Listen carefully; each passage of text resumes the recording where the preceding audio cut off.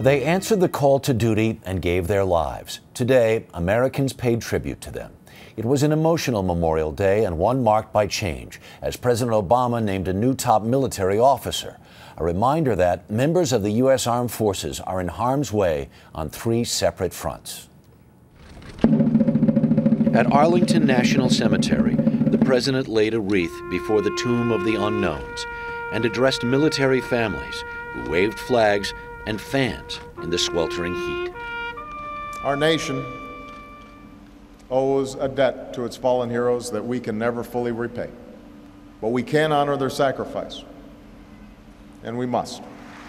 The crowd greeted retiring Chairman of the Joint Chiefs of Staff, Admiral Mike Mullen, with a standing ovation for his 4 decades of service in the military.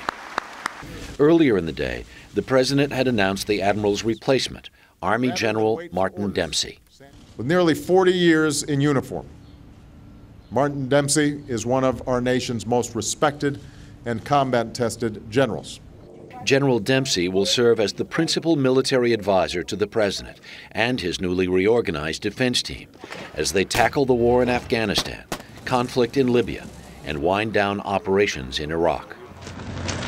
As wind whipped through the so-called Desert of Death in Afghanistan, Marines at Camp Leatherneck paused to remember their fallen friends. And last night, candles in Kabul for the more than 1,500 American servicemen and women who have died in the nearly decade-long war.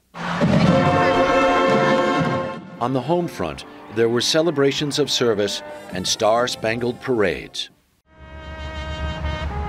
And there were somber moments like this one at Fort Snelling in Minnesota, where 308 white crosses represent the lives of soldiers lost from that community since 9/11.